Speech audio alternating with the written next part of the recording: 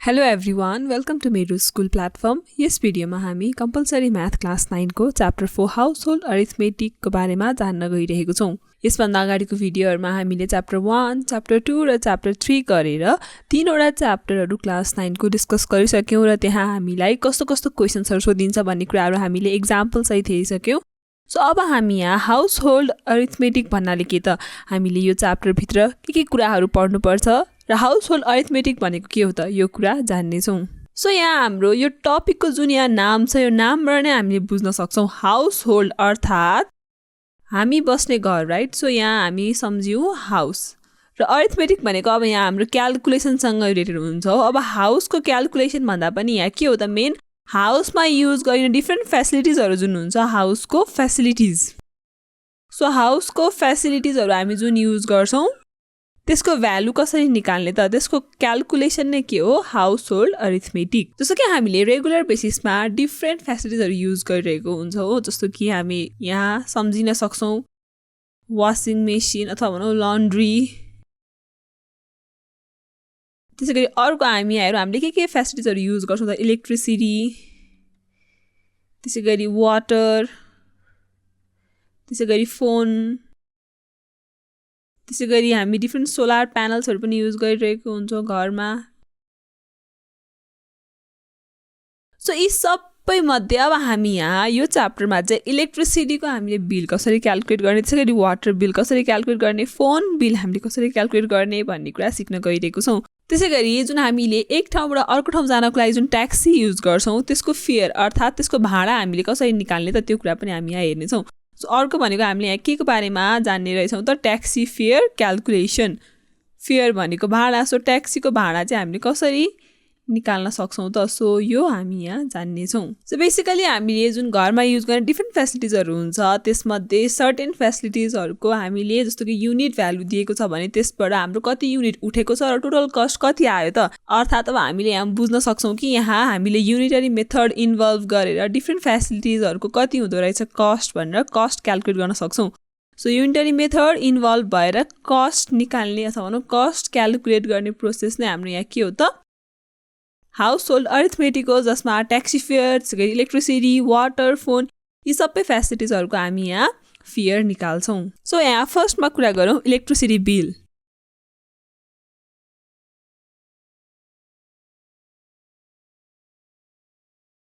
So electricity bill भन्नाले के त सो हामीले जुन इलेक्ट्रिसिटी कन्ज्युम गरेको हुन्छौं हाउसहोल्डमा अथवा भनौं कुनै पनि इन्डस्ट्रियल लेभलमा सो त्यसको बेसिसमा हामीलाई एउटा बिल आउँछ हो। सो त्यसलाई नै हामी के भन्छौं त electricity bill भन्छौं।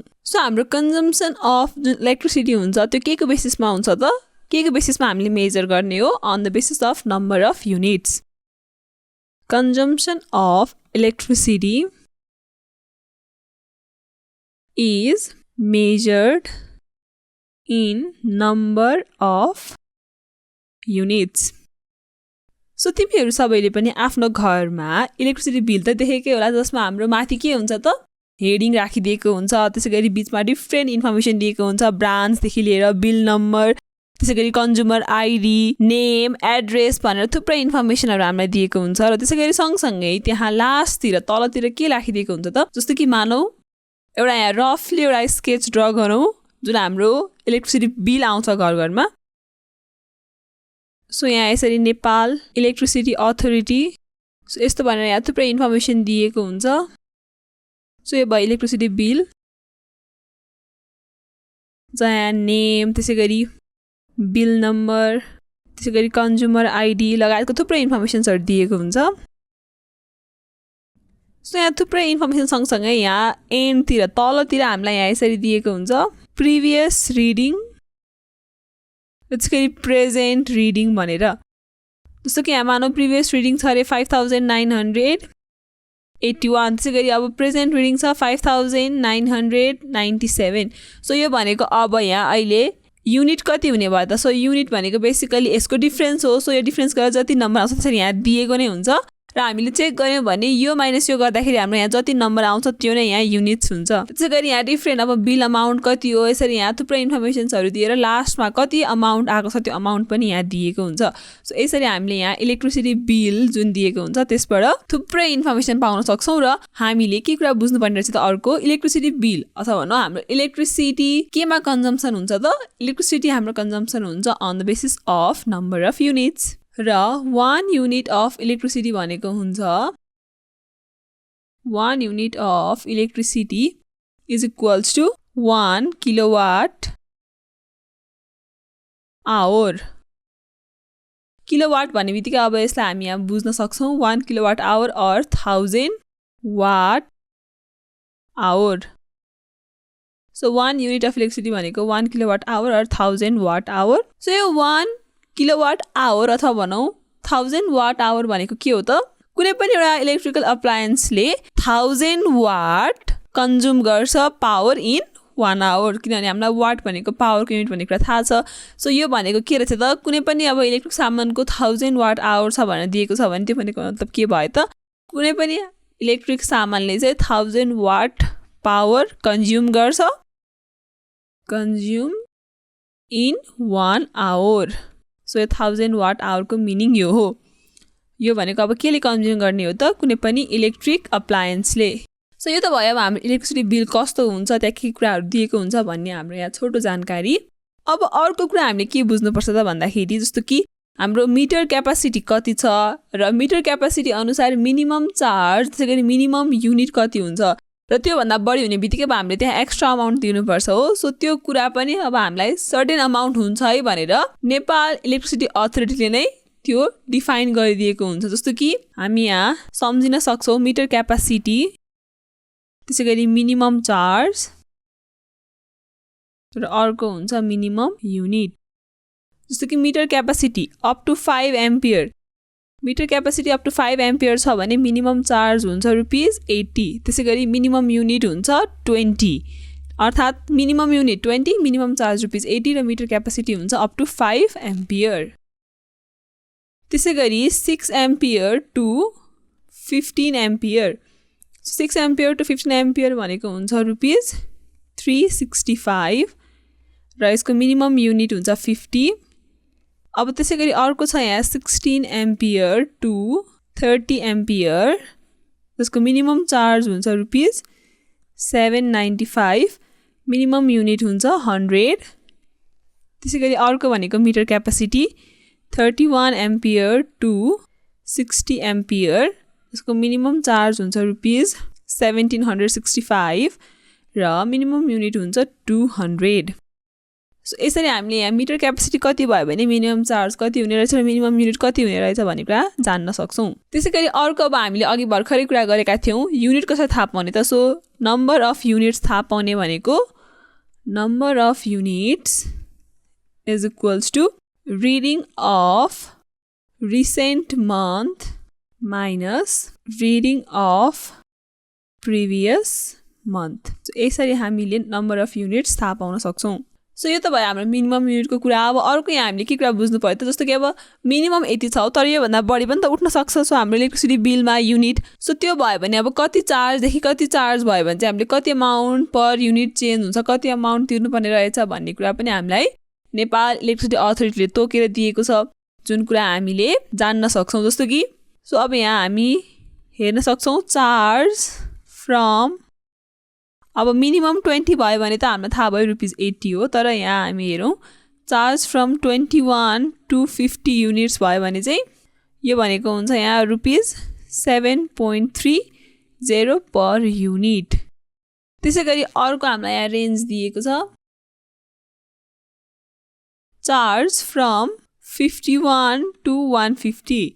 So charge from 51 to 150 भयो भने यो हुन्छ ₹8.5 पर युनिट। त्यसैगरी अर्को थर्ड छ चार्ज फ्रम 151 टु 250 युनिट यो भनेको हुन्छ यहाँ ₹9.5 पर युनिट। त्यसैगरी अर्को चार्ज अबोभ 250 युनिट्स यो भनेको हुन्छ ₹11.0 पर युनिट। अब जस्तो कि मानौ बिलमा हाम्रो अब 30 युनिट्स उठ्यो रे, सो द्याट मिन्स यदि 30 युनिट्स उठेको छ भने अब के हुन्छ त, सपोज मानौ 30 युनिट्स छ उठेको, अब हामीलाई के भनिएको छ माथि मिनिमम युनिट 20 हुन्छ र 21 to 57.3 हुन्छ। सो कसरी डिभाइड गर्ने त? सो यस्तो केसमा फर्स्ट 20 युनिट्स जुन हुन्छ त्यसमा चाहिँ कति चार्ज नै लाग्छ त? त्यो भनेको हाम्रो यहाँ मिनिमम चार्ज नै छ ₹80, सो ₹80 हुन्छ। अब 20 युनिट्सको त यहाँ प्राइस आयो, अब बाँकी रहेको कति 10 युनिट्स। सो द्याट मिन्स अब यहाँ हाम्रो बाँकी रहेको छ 10 युनिट्स। सो अब यहाँ बाँकी रहेको 10 युनिट्सको के हुन्छ त प्राइस? यो भनेको अब हाम्रो यहाँ 20 सम्म गर्दाखेरि अब हामीले यहाँ 21, 22, 23, 24, 25, 26, 27, 28, 29, 30 गर्दाखेरि अब यहाँ बाँकी रह्यो 10 युनिट्स। सो 10 इन्टु रुपिज कति छ त 21 देखि 50 सम्म 7.3, सो ₹7.3 यसरी मल्टिप्लाई गरेर यो भनेको आउँछ ₹73। अब यो दुईटै अमाउन्ट एड गरौँ। सो देयरफोर बिल अमाउन्ट भनेको कति आउँछ त ₹80 प्लस ₹73। सो यो भनेको हुन्छ ₹153। सो यसरी हामीले यहाँ जान्न सक्छौँ। अब यो त भयो हाम्रो यहाँ डिफ्रेन्ट युनिट हुँदाखेरि हामीले कसरी अथवा भनौँ पर युनिट कति अमाउन्ट पे गर्ने भन्ने कुरा। अब अर्को भनेको यदि पेमेन्ट सेड्युल जस्तो कि ढिलो चाँडो भयो भने त्यसले कसरी फरक पार्छ त्यो कुरा पनि हामी यहाँ हेरौँ। सो यो पनि हाम्रो नेपाल इलेक्ट्रिसिटी अथोरिटीले नै तोकेर दिएको हुन्छ। अब पेमेन्ट सेड्युलको कुरामा सो पेमेन्ट सेड्युलमा यदि अब हामीले मिटर रिडिङ भएको 7 डेज भित्रमा नै तिर्यौँ भने अमाउन्ट त्यतिखेर 3% डिस्काउन्ट प्रोभाइड गरिन्छ। सो यहाँ लेखौँ within 7 days of meter reading. So यो कन्डिसनमा दिइन्छ 3% डिस्काउन्ट। त्यसै गरी अर्को भनेको अब विदिन 7 डेज नभएर हाम्रो मिटर रिडिङ भएको 8th डेदेखि लिएर 22nd डेसम्म यदि पेमेन्ट गरियो भने त्यो बेलामा पेमेन्ट भनेको हाम्रो जति छ बिलमा त्यो अनुसार नै हुन्छ। So that means from 8th to 22nd day त्यो बेलामा के हुँदो रहेछ त पेमेन्ट भनेको सेम एज इन बिल, बिलमा जति छ त्यही अनुसारको नै पेमेन्ट हुन्छ। त्यसै गरी third from 23rd to 30th day. So 23rd देखि 30th डे भयो भने त्यो बेलामा के हुन्छ त 5% एक्स्ट्रा फाइन लाग्छ। सो अझै अब हामीले ढिलो गयो भने अझै हाम्रो फाइन जोडिँदै जान्छ। जस्तो कि from 31st day to 40th day 10% extra fine. त्यसै गरी from 41 day to 60th day 25% extra fine. अब 60th डे भनेको त हाम्रो के हुन्छ 2 महिना पनि कटिसकेको हुन्छ हो। सो द्याट मिन्स अब यदि हामीले 60 डेसम्म पनि तिरेनौँ भने त्यो बेलामा अब हाम्रो इलेक्ट्रिसिटी डिस्कनेक्ट गरिदिन्छ। सो त्यो भएको भएर यहाँ हामीले सम्झिन सक्छौँ if bill is not paid up to 60th day electricity line will be disconnected. So that means हामीले 60th डे भित्र पे गर्दाखेरि बिल यहाँ डिफ्रेन्ट डेज अनुसार कहीँ डिस्काउन्ट कहीँ सेम एज बिल कहीँ एक्स्ट्रा फाइन लाग्नेदेखि लिएर यदि 60 डे कटुन्जेलसम्म पनि हामीले तिरेनौँ भने त्यसपछि हाम्रो इलेक्ट्रिसिटी लाइन डिस्कनेक्ट हुन्छ भन्ने कुरा हामीले जान्यौँ। सो यसरी हामीले च्याप्टर 4 हाउस होल्ड अरिथमेटिक अन्तर्गत हाउस होल्ड अरिथमेटिक भन्नाले के र यहाँ हामीले कुन कुन फेसिलिटिज अन्तर्गतको क्यालकुलेसन्सहरू हेर्ने रहेछौँ भन्ने कुरा जान्यौँ र यहाँ हामीले फर्स्टमा इलेक्ट्रिसिटी बिलको बारेमा जान्यौँ। सो इलेक्ट्रिसिटी बिल भनेको कस्तो हुन्छ यसको रफ स्केच यहाँ हेऱ्यौँ। त्यसै गरी हामीले युनिट कसरी निकाल्ने हो, त्यसै गरी मिटर क्यापासिटी अनुसार मिनिमम चार्ज र मिनिमम युनिट कसरी फरक पर्छ र त्यसै गरी चार्ज हाम्रो कसरी फरक पर्छ त युनिट बढेसँगै भन्ने कुरा पनि हामीले यहाँ हेऱ्यौँ। त्यसै गरी अब हामीले यहाँ पेमेन्ट सेड्युल अनुसार डिफ्रेन्ट डेमा हामीले पे गर्दाखेरि के फरक पर्ने रहेछ त कन्डिसन्सहरू भन्ने कुरा पनि यहाँ हेऱ्यौँ। सो च्याप्टर 4 हाउसहोल्ड अरिथमेटिकको फर्स्ट भिडियोमा यति नै। नेक्स्ट भिडियोमा हामी हाउसहोल्ड अरिथमेटिक अन्तर्गत नै टेलिफोन बिलको बारेमा जान्नेछौँ। So with that note, see you in the next video. Thank you everyone.